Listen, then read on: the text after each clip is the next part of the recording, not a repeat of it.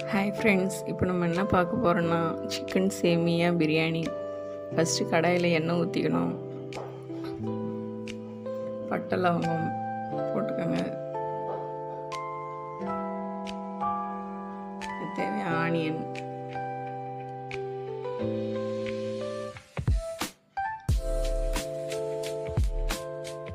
போட்டு நல்லா வதக்கிடுங்க. கருவேப்பிலை புதினா அதிலே போட்டுருங்க. போட்டு நல்லா ஃப்ரை பண்ணணும். நல்லா வதக்கிட்டு பச்சை மிளகா ஆட் பண்ணிக்கோங்க. இஞ்சி பூண்டு பேஸ்ட்டு போட்டு நல்லா வதக்கிடுங்க. நெக்ஸ்ட்டு தக்காளி போட்டு நல்லா வதக்கிடுங்க.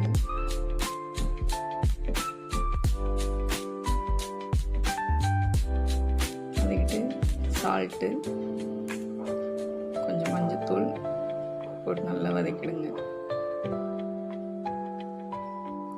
நல்லா கிரேவியாக ஆனதுக்கப்புறம் கார மிளகாத்தூள் தேவையான அளவு, கொஞ்சம் கரம் மசாலா ஆட் பண்ணிக்கோங்க.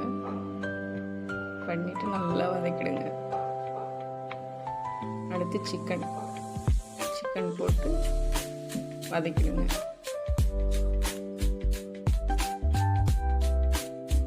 கொஞ்சம் தயிர் போட்டுட்டு நல்லா வதக்கிட்டு கொஞ்சம் நேரம் மூடி வச்சுருங்க. ஏன்னா உப்பு காரம்லாம் அதில் இறங்கணும். வதக்கிட்டு தேவையான அளவு தண்ணி ஊற்றிட்டு உப்புலாம் டேஸ்ட் பண்ணி பார்த்துட்டு மூடி வச்சுருங்க. நல்லா கொதி வந்ததுக்கப்புறமா சேமியா போடணும்.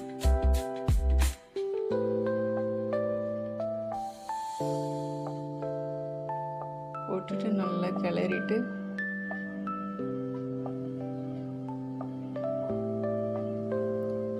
மூடி வச்சிடணும். கொஞ்ச நேரம் கழிச்சு திறந்து பார்த்துட்டு கொஞ்சம் கிளறி விட்டுட்டு திரும்பி மூடி வைக்கணும். மூடி வச்சுட்டு நல்லா செட் ஆகிடும். திரும்பியும் கிளறி விட்டுட்டு மூடி வச்சுடுங்க. மறக்காமல் லைக் பண்ணுங்கள், கமெண்ட் பண்ணுங்கள், ஷேர் பண்ணுங்கள், சப்ஸ்கிரைப் பண்ணுங்கள்.